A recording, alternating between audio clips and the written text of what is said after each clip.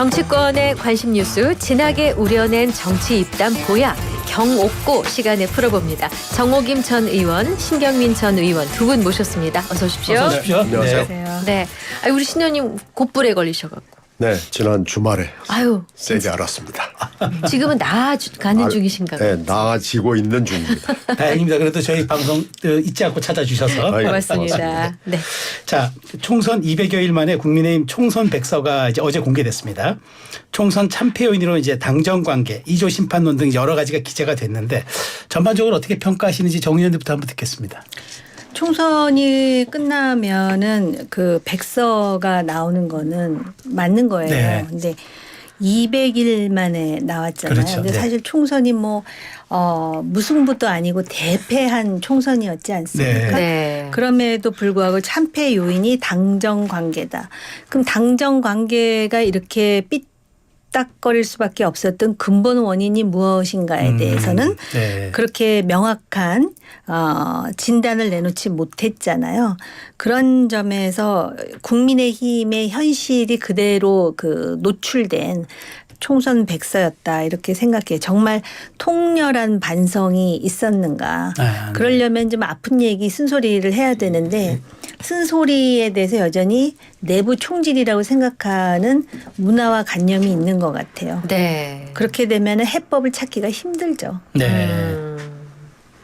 네, 정 어떻게 보셨습니까? 의원께서 뭐 총선 끝나고 나면 백사가 나오는 게 당연하다고 그러는데요. 네. 사실 여의도에서 그렇진 않아요. 아, 여의도에서는 이기잖아요. 네. 야, 그러면 이겨서 좋은데 뭐 싫은 소리 할 거 뭐 있냐. 그냥 우리끼리 훌라훌라 하자. 네. 그래서 적당히 덮고요. 네. 지잖아요. 네. 그럼 져서 지금 초상집 분위기인데 뭘 여기다 대고 또 쑤시냐. 그러면서 또 적당히 넘어갑니다. 그래서 정당이 발전이 없습니다. 아이고. 그래서 여의도의 지금까지의 상례는 백서는 형식적이에요. 민주당은 대선 백서 안 냈지 않습니까? 사실은 있어요. 근데 아. 공개를 안 하고. 그러니까 이제 그렇군요. 지난번에 이제 0.73% 네. 차이로 졌잖아요. 네, 네. 근데 이제 그걸 만들었다고 그래요. 풍문으로 들었어요. 저는. 아. 근데 이제 그 어딨냐? 그랬더니 아무도 몰라요.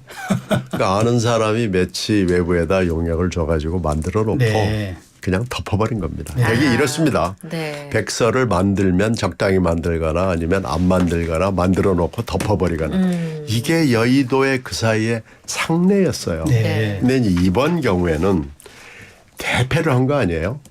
그러면은 그리고 이거 만들겠다고 난리를 쳤거든요. 그러니까 뭐 모든 사람들이 다 알고 이러면은 만들었으면 빨리 공개하든지 네. 아니면 그냥 죽을 때까지 묻어놓고 그냥 파묻어놓고 파헤치질 말든지 그랬어야 되는데 200일 만에 이렇게 내놓고 그 난리 쳤던 거 생각하면은 하나만한 얘기. 밥 먹으니까 배부르더라. 밥 안 먹으니까 배고프더라. 이런 얘기 비슷한 걸 이런 걸 하려고 그 200일 동안 서로 짓고 받고 뭐 이러면서 난리를 쳤냐 하는 건데요. 이게 뭐 국힘당도 국힘당이지만 여의도 안에 있는 정당의 속성입니다. 그러니까 이거 빨리 지금 명태균 사태를 보면서도 언젠가 터질 게 터졌다라는 느낌들을 갖는데요. 네. 이 총선이건 대선이건 특히 또 지방선거 같은 건 큰 선거거든요. 그것도 지방선거 같은 경우에는 뭐 엄청나게 많은 공천이 있고 또 배지를 달고 못 달고 뭐 이런 거기 때문에 네. 사실은 이거요 외부에서 하는 게 맞습니다. 그래서 이런 문화가 좀 정착됐으면 네. 좋겠습니다. 이번에 국힘당 총선 백서 사태는 정말 수준 이하입니다. 그렇군요. 근데 총선이 끝난 지 6개월이 훨씬 지나서 나온 총선 백서임에도 맹탕 백서 방금들 이제 말씀 주신 것처럼 그런 지적이 있으니까 백서 특위 쪽에서는 집필 과정에서 한동훈 책임론 또 윤석열 책임론 공방이 있었고 그래서 정쟁 소재가 되지 않도록 기술했다라고 변명 같은 설명을 했거든요.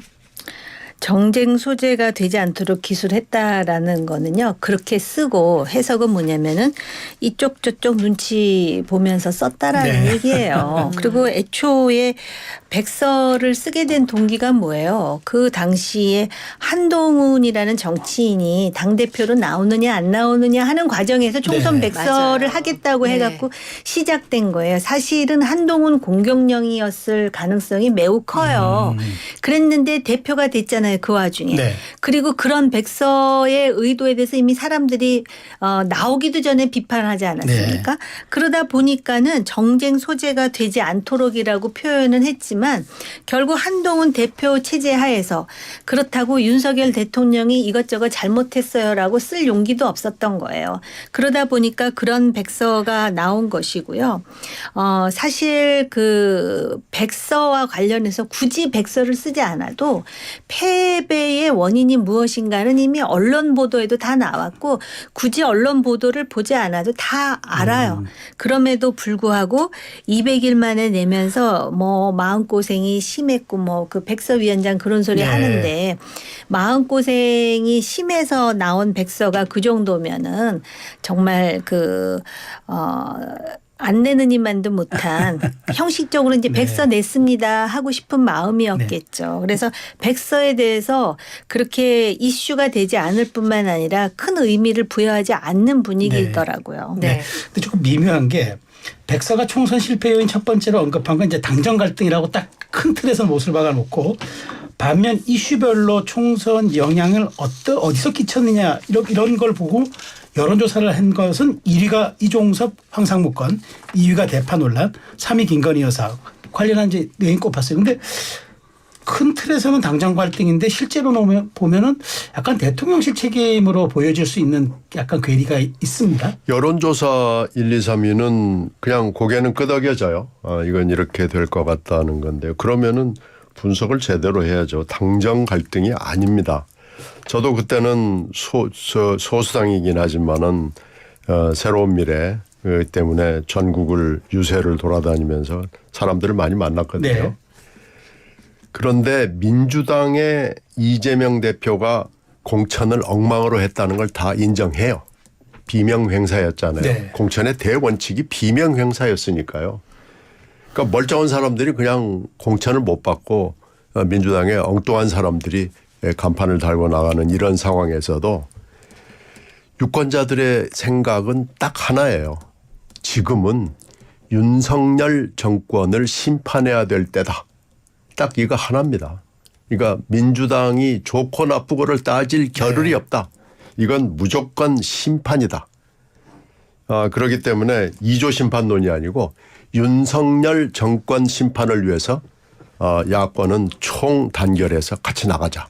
이거 딱 하나입니다. 그러니까 지금 여론조사에서 1, 2, 3위를 꼽은 건 다 이게 윤석열 정권의 책임이고 대부분은 윤석열 대통령 본인 그리고 김건희 여사 본인 이 두 사람의 책임이거든요. 그러니까 지난번 총선은 백서를 낼 필요도 없고 조사를 결과를 뭐 알아볼 필요도 없어요. 이건 무조건 윤석열 정권 심판 선거였고 지금도 이 기조가 진행이 되는데 여기에 지금 9월 달부터 시작해서 명태균 사태가 벌어진 겁니다. 그러니까 이건 어떻게 보면 불난데 기름을 확 부어버린 게 된 거죠. 네.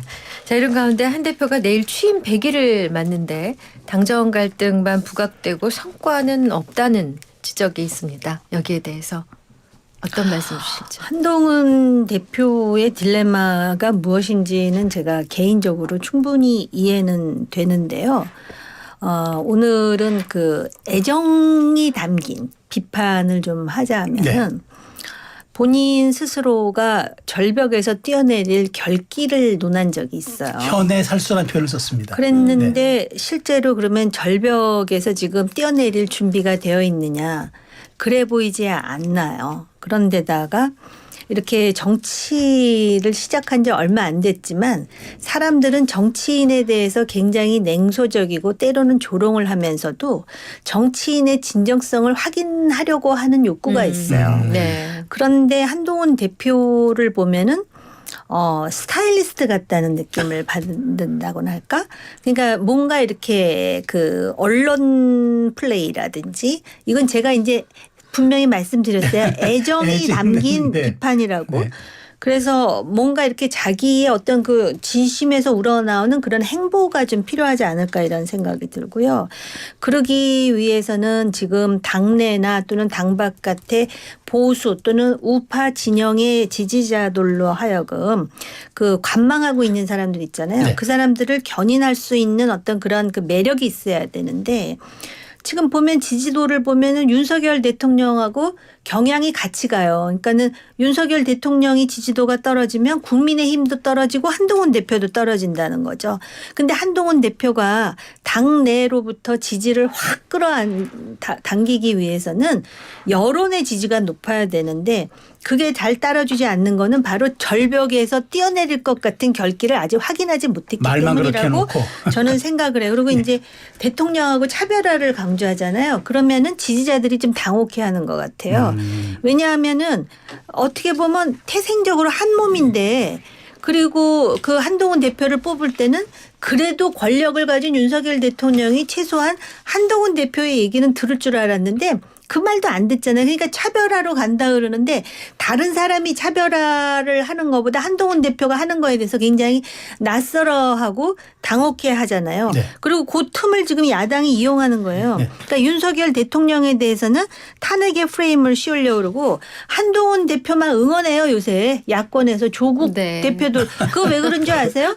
결국 일타 쌍피라 그럴 뻔했네. 일타 양피죠. 그러니까 양피. 그러니까는 지금 한동훈 대표는 그 배신자 프레임을 해가지고 같이 날리겠다는 그 의도를 볼 수가 있거든요. 네. 근데 한동훈 대표가 그리고 정치인들이 이렇게 좀 이렇게 그 무게감이랄까? 네. 뭔가 묵직해야 되는데 너무 투명하다 그럴까? 아. 그리고 그 행보가 너무 경쾌해요. 근데 좀 묵직하면서도 고뇌 어리면서도 네. 아, 저 사람이라면 신뢰가 간다. 저 사람의 애초에 그 근본은 검사 출신이지만 그래도 어떤 정치인으로서의 책임감과 고민이 엿보인다. 그게 앞으로 덧대어지지 않는다면은 한계가 노정될 가능성도 있어요. 신혜님은 100일 평가 어떻게 하시겠습니까? 아니 뭐 애썼죠. 역시 애는 썼는데 아니 근데 애는 썼는데 뉘앙스가 미묘합니다. 네, 결과는 없고요. 네. 그게 지금 21일 날 유난 회동 네. 저는 유난 면접이라고 얘기를 좀 유난 해오는데 면접입니까? 그걸로 드러났고요. 그 유난 회동의 그 모습이 사실 지금 한동훈 대표의 무게, 위치, 앞으로의 방향 뭐 이런 걸 다 시사하는 거 아닌가 싶어요. 네. 지금 그날 뭐 여러분들이 얘기하는데 하나 빠뜨린 그림이 있어요. 9장 그 스틸 사진을 공개를 했는데 네. 그 사진 혹시 기억하실지 모르겠어요. 그 무비 말고요. 네. 그 스틸 사진 9장 중에 그날의 주역 세 사람이 이렇게 앉아 있는데 왼쪽 끝으로 어떤 남자 하나가 휙 지나가는 지나갑니다. 그림이 네. 있습니다. 아, 네. 그 그림 혹시 지금 기억나시죠? 저 기억납니다. 네. 그 사람이 바로 아마 그 십상신지 팔상신지에 들어가는 그 사람일 거예요. 그런데 되게 그런 사진을 막 그날 수십 장 수백 장을 찍는데 골라서 마지막에 9장을 딱 집어넣는 건 누군가가 힘이 센 사람이 그걸 최종 컨펌을 한다. 그 네. 편집을 하는 거거든요. 네. 근데 그 사람이 그 사진을 집어넣은 그 사진은 사실은 실수로 찍힌 사진일 수도 있어요. 네. 네. 그런데 그 사진을 9장 안에다가 딱 집어넣었다는 건 한동훈 당신 똑바로 보세요. 나 여기 있습니다. 그걸 보내는 메시지입니다. 아, 그렇게 해석하셨군요. 아니, 아니 해석이 아니고요. 네. 그 사진을 보면서 그거 메시지를 만약에 한 대표가 못 읽었다면은 그건 좀 잘못된 거고요. 아하. 그러니까 한동훈 대표의 지금 위상은 저는 그 사진 9분의 1인데 9분의 1 그 사진에 다 오히려 셋이 앉아 있는 그 사진은 우리가 지금 평가를 막 굉장히 오랫동안 했고 많은 사람들이 네. 해서 다들 아실 텐데 저는 그 사진을 주목해서 봅니다. 그게 한동훈 대표의 현재 위상이고 앞으로의 방향입니다. 네. 이걸 극복을 해야 되는데 지금 한동훈 대표의 스타일로 이걸 극복을 해낼 수 있을까요? 100일 동안 욕받는데 이거 알겠습니다. 앞으로 네. 100일도 쉽지 않아 보여요. 자, 이제 특별감찰관 얘기로 넘어가 보겠습니다. 그 윤한회동 직후 던진 그 한 대표의 특별감찰관 추천 논란이 이제 분열로 나타나고 있는데요. 곽교택 국민의힘 의원이라든가 윤상현 의원 등등은 특별감찰관 표결 가면 공멸이다 이런 표현을 썼습니다. 그럼 표결 가지 않으면 되잖아요. 그러니까 이거의 가장 좋은 시나리오는 네. 현실적으로 극적인 타결. 그래서 특별감찰관을 받아들인다. 그리고 북한 인권재단의 그 이사와 관련해서는 다른 이슈와 함께 그거를 국민의힘이 중요하게 생각한다라는 걸 보여주는 방법이 있어요. 왜냐하면 그럼 특감 안 가면 특검 갈래? 이렇게 되는 거예요. 그리고 어차피 특감에 대해서 원내에서 합의를 하더라도 민주당은 그걸로 만족하지 않는다라고 벌써부터 하잖아요. 네. 특검 하자 그러잖아요. 근데 이거를 잘 합의를 하면 이게 그 민주당의 특검 공세에 대한 첫 번째 완충제가 될 수 있어요. 그건 정치적으로 어떻게 하느냐에 달려 있잖아요. 네. 그런데 어차피 민주당이 받지 않을 걸 가지고 서로 자존심 싸움, 세대결 거기다가 권력 투쟁식으로 이렇게 하는 거는 국민의힘으로서도 바람직하지 못하죠. 그렇기 때문에 추경호 원내대표가 앞으로 어떤 선택을 하느냐가 굉장히 중요해요. 이것도 안 받아들이면 그럼 특감도 안 받겠다. 그다음에 특검도 안 받겠다. 아무것도 안 받는다. 그러면 아마 대통령 지지도가 20%에서 더 떨어질 수도 있어요. 그럼 정 의원님 말씀대로 지금 그렇게 가는 것을 염두에 둔 친한계가 그러면 그 공개 의총까지 하자 의결까지 압박하는 그런 기류로 지금 그 말하자면 압박의 기류로 지금 한다고 보세요? 그게 바로 한동훈 대표의 한계에 대해서 제가 조금 전에 말씀을 드렸잖아요. 그러니까 운영의 묘, 그다음에 전술적인 어떤 그런 그 뭐랄까 정교함이 있어야 되는데 이걸 자꾸 마치 또 마주오는 열차처럼 치킨 게임을 벌이는 네. 거잖아요. 그러면은 누구도 먼저 내릴 수가 없어요. 근데 왜 자꾸 그런 상황을 만드느냐? 정치를 몰라서 그러는 거예요. 아마 검사들이 피의자 취조할 때는 아마 그렇게 하면은 그냥 바짝 기가 죽어가지고 뭐 고백을 할지는 모르겠지만 여긴 정치판이거든요. 네. 정치판이고 지금 뭐냐면은 의총을 공개로 해서 하자 그러는 건데 공개로 했는데 만약에 거부가 되면 그다음에 어떻게 하는 것이죠? 어떤 시나리오가 나올지 장담하기 어려워요. 왜냐하면 중간에 있는 중진들이 어떤 선택을 할지 모르거든요. 이렇게 말할 수도 있어요. 뭐 특감도 중요하고 여사 문제가 중요해서 우리는 애초부터 여사에 대해서 사과하라고 하기는 했으나 이렇게 공멸로 가는 행태는 원하지 않는다. 막 이렇게 나올 수도 네. 있지 않습니까? 그래서 좀 그 대표 측에서도 그런 말이 있잖아요. 제가 몇 번을 말씀드린 것 같은데 고양이가 쥐를 자꾸 코너로 물면 쥐가 고양이를 물어요. 네. 근데 여기서는 누가 고양이인지 누가 쥐인지도 잘 모르겠는 상황이에요. 어떻게 보면은 어떤 사람들은 그렇게 얘기할걸요. 쥐가 지금 고양이를 코너로 물고 있다고. 그렇기 때문에 그런 운영의 면은 좀 필요할 것 같아요. 네. 글쎄 지금 이제 특감이냐 특검이냐가 왔다 갔다 하는 건데 특검이 큰 칼이라고 그러면 특감은 사실 이 싸움에서 굉장히 작은 칼로 보여요. 네. 근데 지금 특감 가지고도 누구 권한이냐 뭐 당대표냐 원내대표냐 표결을 해니 마니 공개 비공개 의총을 하니 마니 지금 좀 이게 한가해 보입니다. 한가하다. 네, 국힘당 내부가 이런 논쟁 세 가지를 놓고 쭉 지금 며칠을 지내는 건 좀 한가해 보이는 게 하나 있고요. 이 특감하고 특검은 칼의 크기도 다를 뿐만 아니라 이게 전혀 다른 거거든요. 글자가 뭐 감이냐 검이냐의 한자 차이지만 엄청나게 다른 거거든요. 문제는 특감 카드를 가지고 여론을 설득할 수 있느냐. 설명을 했을 때 여론이 그래 고생했네. 한번 해봅시다. 이렇게 될 거냐. 특감 이거 말도 안 돼라고 할 거냐.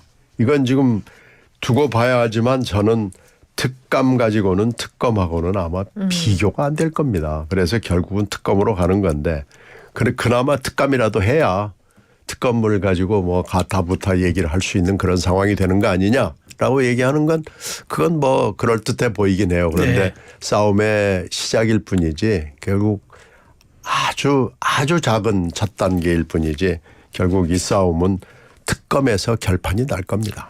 아니 거기에 대해서 제가 특감과 관련해서 지금 민주당이 굉장히 부정적인 입장을 보이는데 옛날부터 특감 하자고 했었잖아요. 네. 그래놓고 이제 와서 특감 못 받아들이겠다 그러면은 역시 정치 공세다라고 네. 반격할 수 있는 여지가 있는데다가 일단 특감을 해놔야 민주당이 만든 특검에 대해서 이거는 이렇게 독소 조항이 있어서 위헌 소지가 있기 때문에 안 된다라는 어떤 그 뭐라 그럴까 단계를 하나 더 밟을 수가 네. 있다라는 것이죠.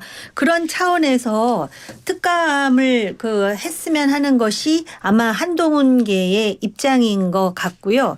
그다음에 또 이런 부분도 있어요. 한동훈 대표로서는 지금 그 민주당의 특검을 받아들일 수가 없어요. 왜냐하면은 아까 말씀드린 그런 위헌적 요소에 더해서 그 여당 대표가 민주당의 특검을 받아들였다라는 것의 함의가 어떤 것인지를 우리는 멀지 않은 역사에서 이미 확인했잖아요. 네. 그렇기 때문에 특감을 하자는 것이고 또 사실은 과거의 전례로 볼 때 그 극적인 하회 그리고 막판에 어떤 합의를 네. 말씀드리는 거지만 뭐 표대결이라는 거는 사실 민주정당에서 있는 거예요. 그래서 네. 만약에 친한계가 원하는 결과가 안 나오면 아 그래?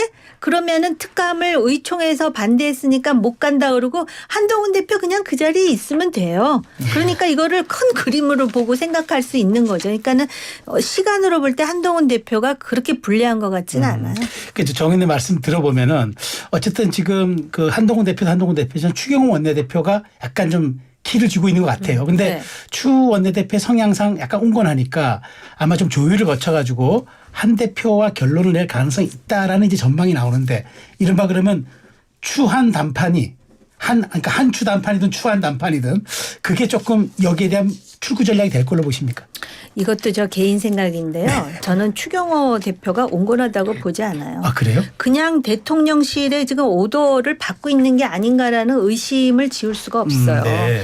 그런 상황이지만은 추경호 원내대표로서는 노력을 하는 것 같아요. 그래서 지난번에 그 윤한 뭐 면담이든 독대든 그거를 중간에서 나름대로 자리를 만드는 데 역할을 한 사람이 추경호 원내대표라고 네. 하더라고요.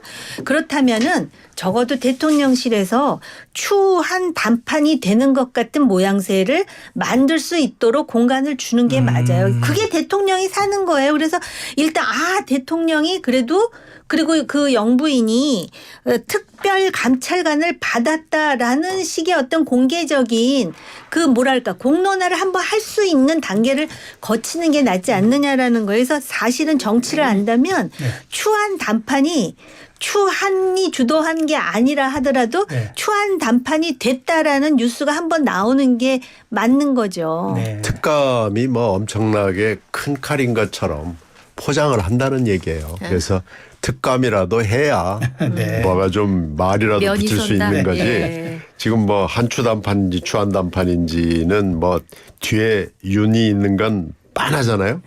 결국은 윤한 갈등의 연장선상 그것은 또 김한 갈등의 연장선상에 있는 거기 때문에 지금 특감이냐 하는 논쟁은 결국 그 연장선상에서 보게 되면 특감도 안 하는 여당 이렇게 되면은 아마 여론의 질타를 받고 결국은 이게 아마 심각하게 균열이 될 겁니다. 아니 말씀 들어보니까 추한 단판은 좀 안 좋네요. 어감상. 한추 단판. 한추 단판이 맞는 것 같고요. 서열상도 맞습니다. 그다음에 그게 왜 중요하냐면은 국민 여론으로 볼 때 지금 집 나간 집토끼들이 많아요. 여사 문제 때문에. 그런데 어찌됐든 그 특검은 아니지만 이것까지 받아들인다 그러면 다시 집으로 돌아올 수 있는 어떤 환경 조성이라는 차원에서도 한추 단판은 필요해. 그러면서 뭔가 첫 단계지만 그래도 이 갈등의 씨앗을 이렇게 그 뭐라 그럴까 매듭 짓는 뭔가가 이루어진다라는 여론 조성은 좀 필요할 것 같습니다. 네.